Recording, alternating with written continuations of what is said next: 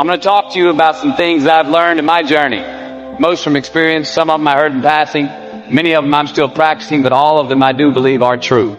Life is not easy. It is not. Don't try to make it that way. Life's not fair. It never was. It isn't now, and it won't ever be. Do not fall into the trap, the entitlement trap, of feeling like you're a victim.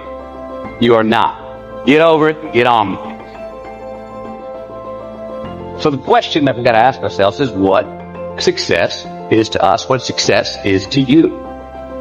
Is it more money? That's fine. I got nothing against money. Maybe it's a healthy family. Maybe it's a happy marriage. Maybe it's to help others, to be famous, to be spiritually sound, to leave the world a little bit better place than you found. Continue to ask yourself that question. Now your answer may change over time, and that's fine. But do yourself this favor.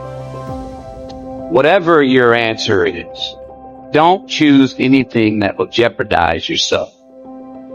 Prioritize who you are, who you want to be, and don't spend time with anything that antagonizes your character. Be brave, take the hill, but first answer that question, what's my hill? So first, we have to define success for ourselves. And then, we have to put in the work to maintain it. Take that daily tally. Tend to our garden. Keep the things that are important to us in good shape. Where you are not is as important as where you are. It is just as important where we are not as it is where we are.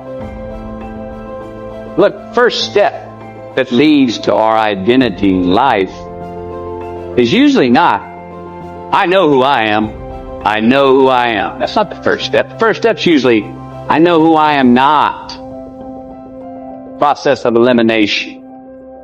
Defining ourselves by what we are not is the first step that leads us to really knowing who we are. You know that group of friends that you hang out with, that they really might not bring out the best in you?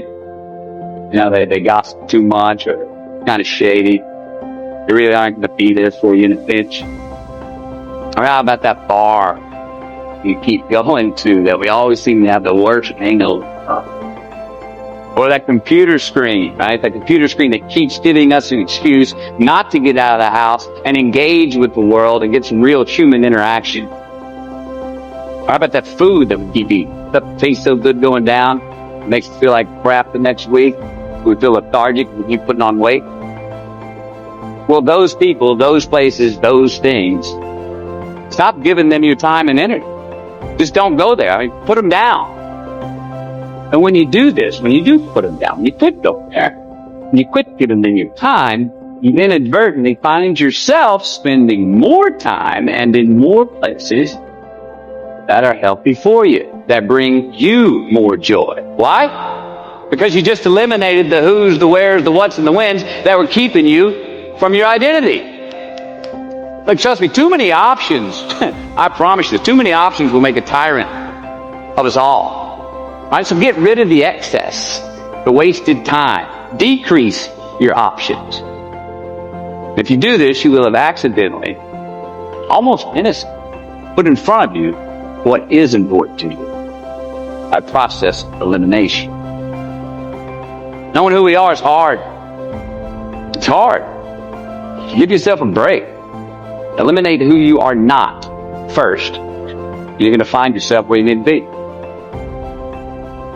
Instead of creating outcomes that take from us, let's create more outcomes that pay us back, fill us up, keep your fire lit, turn you on for the most amount of time in your future. We try our best. We don't always do it.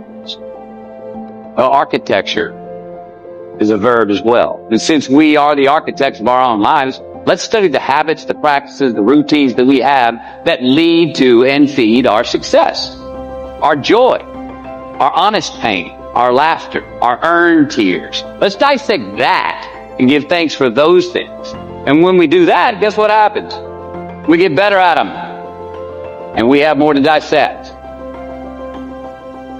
Be discerning. Choose it because you want it. Do it because you want to. You're going to make mistakes. You got to own them. Then you got to make amends. Then you got to move on. Guilt and regret kills many a man before their time. So turn the page, get off the ride. You are the author of the book of your life.